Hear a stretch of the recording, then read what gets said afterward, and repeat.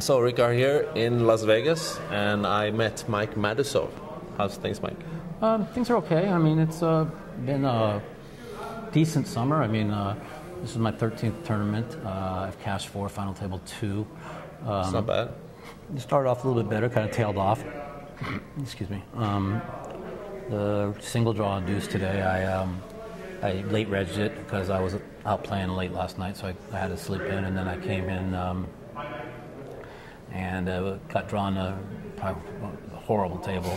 I saw that. With all my friends, and as Daniel and Mike Wattel busted one after another out, they brings in Nick Schulman, Todd Brunson, Eric Seidel, Phil Galfond. I mean, these are the people that replaced the ones we busted. It was just like, I've never seen anything like it. I mean, it was one thing. It was already the worst table in the joint when I sat down, and then they bring in every superstar. So, you know, it wasn't like nobody was gambling, giving any chips away. And I had gotten it up to 47,000 from 30,000 starting stack. Made a play on the guy. The guy had raised my button on my big blind like 15 times in a row, and I know he was short stacked, right? So I know he's looking to pick up chips. So I raised my button. I was dealt a pack queen. I moved in on him for a total of like 11, like 10,000 more. And he called. I stayed pat. And he actually, I got dealt a queen. He actually broke a queen, and then he drew and he made a 10. But that was a suspect play on my part. It wasn't.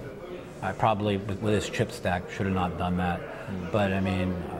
He's also begging to try and pick up chips. He's raised my blind. I've given it up every time. Yeah. So it was about time. Yeah, it was just, you know, that kind of hurt. That was like giving 12,000 in chips, and that's the difference with my high point of 47,000 to where I'm at now at the end of the day of 33,000.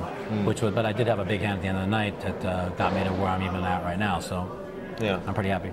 All right, but 13 tournaments. I mean, is that low? That's lower than usual for World Series for you, or is that? I usually average about. Let's see, last year I did 21, the year before I did 17, year before like 16. I expected to play less this year. I was deep in like so many tournaments, and I tried to not kill myself and just jump into another one, and I think that that's pretty much the right way to play.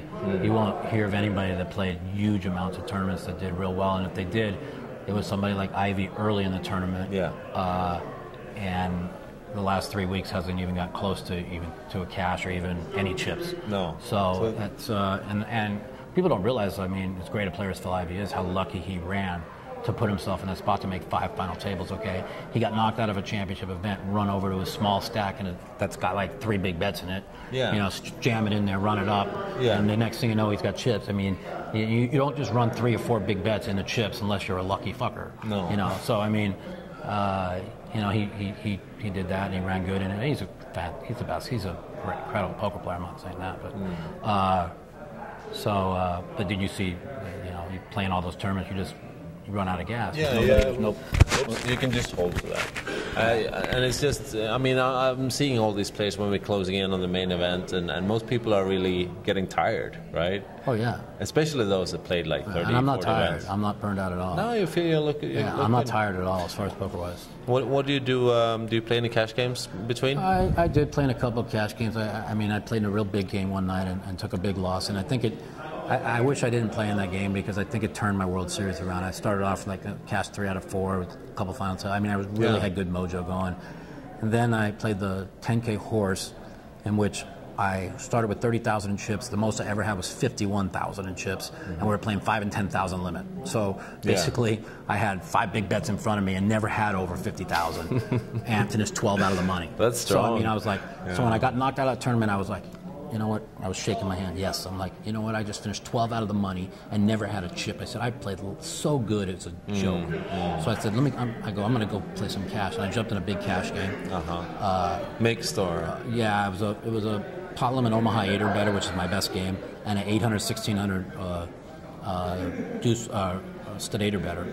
I mean, those are like my 2 best games. And I proceeded to lose 87,000 in a game, and I lost. I got 2 of the worst beats in the PLO 8, and then the stud 8, you know, 816. I lost like 50 in that, which is not that much, like 30 big bets. But,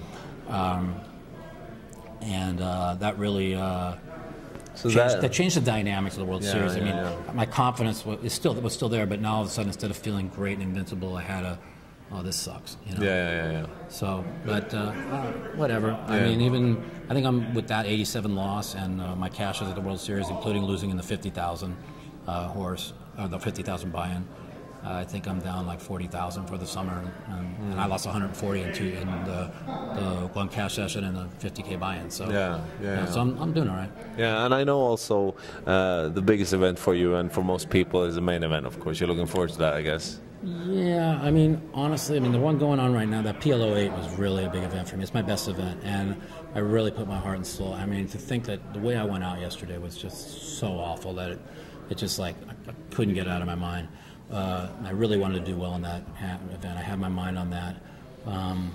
But yeah, the main event to me is not like it was for me from 1997 through 2006. No. Okay, through those days, from the day I first became pro to there, I was like these young kids. The only thing in my mind was, I want to win the main event. I want to be the world champion. I'm the best. I'm the best no limit. Nobody could beat me, and I was the best. I was top 3 no limit hold'em player in the world probably till 2000, the end of 2006. I mean, I'm probably still top 100, but I was definitely top 3, and I dominated, and I gave myself a chance to win the World Series 4 times, and I didn't think I was going to have a chance again until 08 rolled around. I mean, that was a run of a lifetime. The 08, the 08 run. Amazing. I'll tell you what, the 08 run was probably the most exciting run of all because of the fact that I never thought I'd get another run. After 04 and 05 and 01, and then it was just blowing up so big, and who knows? I mean, I don't think I don't really believe I can ever have another run again. I mean, I'm a realist. I don't think like these people like, I want to win the main event. This is a pipe dream now. I mean, of course. You don't care how great you play. I mean, you could just run set into set. If top guy shoves on you and you got top set, he hits a flush, you're out. I mean, it's not doesn't mean anything. It's a pipe dream. I mean, now you just gotta. I don't know what you got to do, but you just got to just be super duper lucky, Yeah. Of course, play at your top, but then also without really a lot of luck, it's hard to cash it, really, right? Yeah, because you have to get chips to be able to play. You don't really have to get chips. I never had chips in 08. I mean, I was like when par was like 300,000, I had 100. When par was like 800,000, I had 300. You don't need it. You just need to. The average chips mean nothing in that tournament, and what means things is that you're surviving, chopping, moving, and then catching a couple cards when the limits go up, But I really, this is the truth. I mean,